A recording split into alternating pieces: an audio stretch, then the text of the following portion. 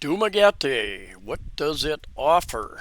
So many expats are drawn to Dumaguete, and I'm on the boardwalk right along the sea in I guess you call it the downtown area. And I'm going to talk a little bit about what it does offer. And a lot of the expats that I meet that are traveling tourists that come to Cebu City where I live, they tell me, yeah, I'm going to Dumaguete next, or other islands, Bohol and Siquijor and various islands that Palawan perhaps. Anyway, this is a slow motion part of this video, and kind of interesting. It does not have any sound when it goes into slow motion. So anyway, you'll have to listen to me or turn my voice off and turn on your own music or whatever you want to listen to. Uh, I've had, I think, 5 trips, relatively short trips to Dumaguete over 7 years. And each time I get a new appreciation for Dumaguete. It's about 1/4 the size of Cebu City, I believe. But it's got some good hospitals or two, college setup, a medical system, and many of the people who live here are pretty happy with the area. This, this I can tell you that this boardwalk area, a lot of people, a lot of expats and Filipinos use this. Tourists use this boardwalk off to the left of me. There's a wider sidewalk. I'll show you a little bit later, and they have reclaimed a pretty large section of sea further down here. I'll show you that too. Big park area. They You can use, relax, and they hold a number of events there throughout the years as well. Off to the right of the boardwalk, the main road going north and south here. Well, if I had to stop talking for a minute. I had hiccups, something I don't get very often. But anyway, that's over. Anyway, the businesses generally there's a lot of retail type businesses. They are restaurants right on the opposite side of the street. Restaurants, bars, a lot of them catering to expats. Expats meaning somebody living outside of their home country. You've got a number of hotels over there, and interesting place. You've got a couple malls in town, good sized malls. So it offers pretty much anything and everything that you would want. Even here in Cebu City, second largest city in the Philippines, I often have to order stuff off of Lazada. It's like a wannabe Amazon uh, distribution place. They don't really have their own distribution centers. They're more a logistics center. They take orders, goes to the various stores that market through Lazada. Shopee is another one, and it usually takes me about a week or longer to get something. So there are certain items you just can't get locally, even in the relatively big cities. Manila area, you probably could get almost anything. Dumaguete has a pretty good sized airport that is located just on the outskirts of town, really pretty close in. There are no taxis here, surprisingly, so you're either going to take a bus, a tricycle, or a jeepney, pretty much, any place you go. And it's very close to the mountains and not very far to go up into the mountains. Valencia is becoming more and more popular with expats. You go up in elevation, the temperatures cool off a bit. You've got some hot springs up there. You've got some resorts up there. You've got resorts up and down the coast from Dumaguete. So really a large selection of things to do. There again, I've said it many times, if you get bored in the Philippines, it's your own fault because there are so many things to see and do here. Back to a normal speed video here. Somebody commented on one of my channels a while back that they were moving out of Cebu City, too much traffic and that sort of thing. They're going to Dumaguete, where there's not very much traffic. And I think this was relatively early in the morning, or the traffic wasn't very bad, but you've got a lot of tricycles and a lot of intersections that are, which is very common in the Philippines. There are neither traffic signals or stop signs or yield signs, and everybody just kind of goes. I'm walking to the Bureau of Immigration, and more specifically, I came down here with JR of JRC Visa Consultancy and immigration offices, and he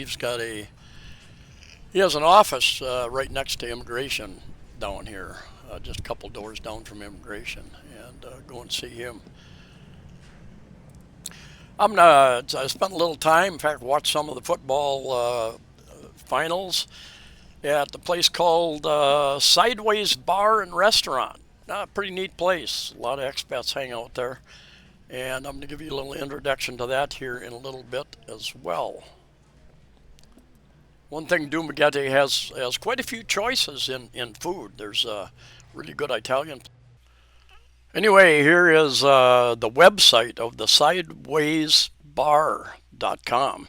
And they've got a pretty good kitchen. I've eaten there, some good food. They've got upcoming events, gallery contact information, and I would suggest you go to their site, open at 7:30 a.m. to 11 p.m.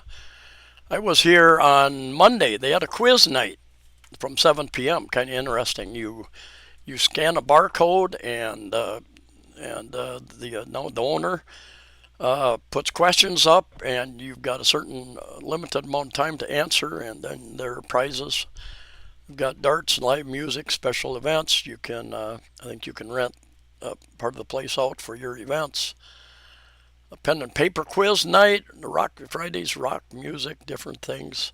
Saturdays, Sundays, UFC, NRL, different things. Upcoming events, Velvet's Kitchen, bands, information, book club, darts, and more. Gallery, the two owners, Sylvia and Evan. Yuan, it's pronounced Yuan, not Evan, it's Yuan. And contact information, and there's a map down at the bottom if you want to know where to get it, and they've got some scooter rental information as well. I really have to applaud Dumaguete. They have reclaimed a big part of this big park area on the sea.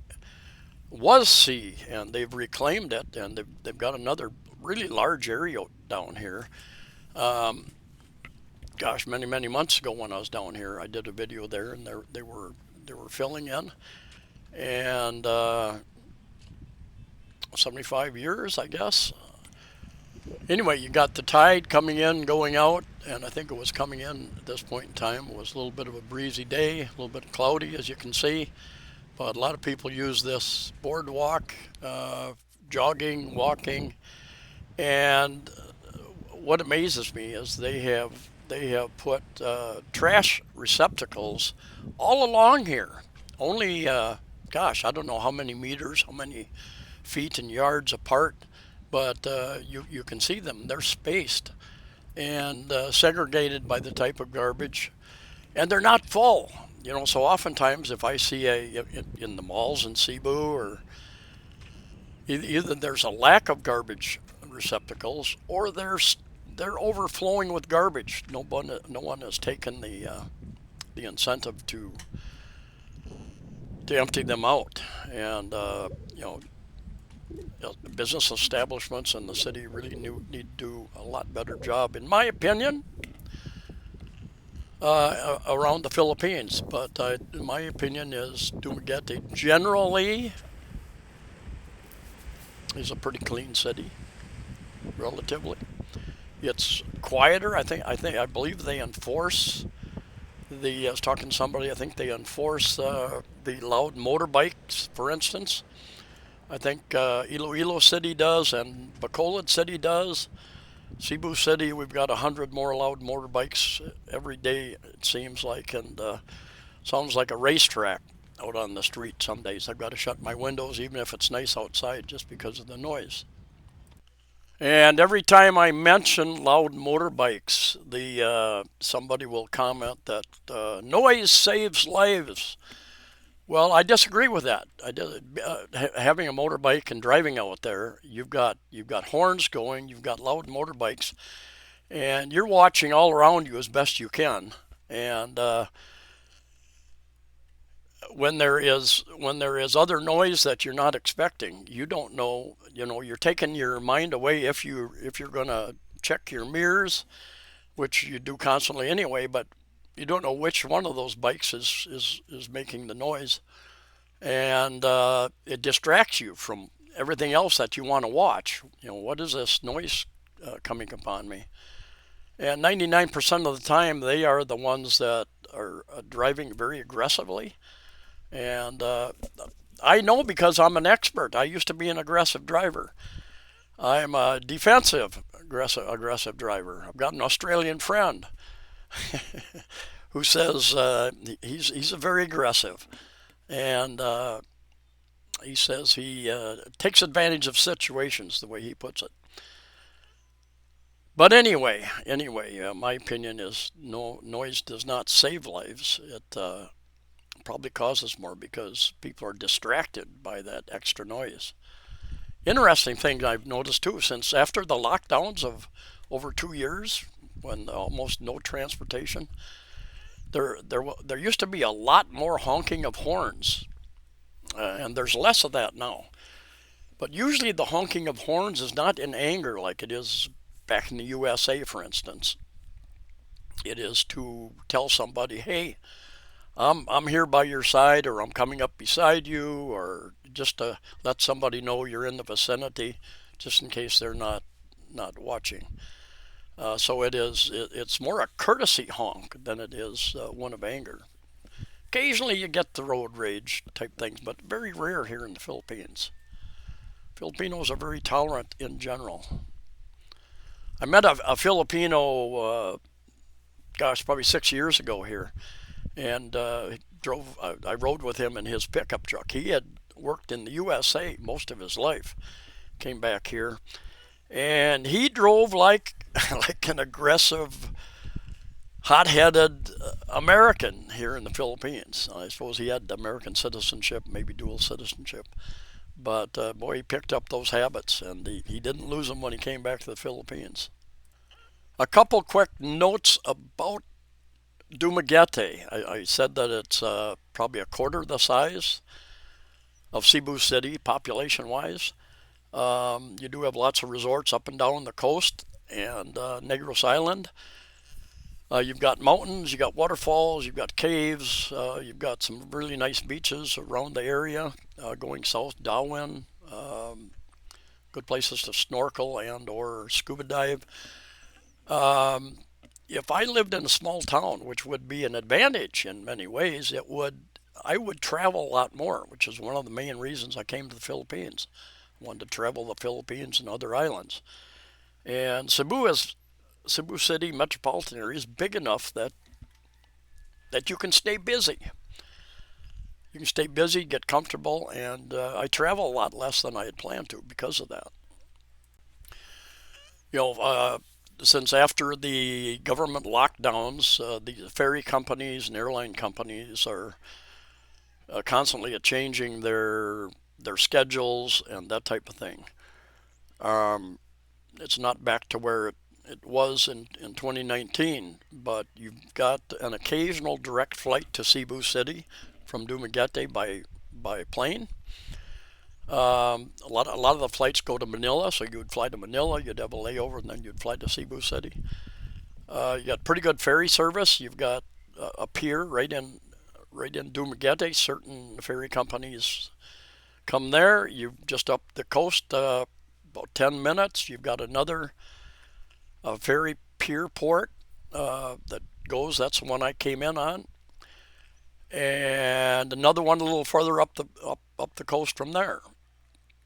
But you can get an easy ferry over to Siquijor Island, over to Bohol, a number of different places. So, and probably even Manila. I think Manila has like a 20 20-hour big To Go is the name of that ferry company, and about 20 hours or something like that going to Manila, I think.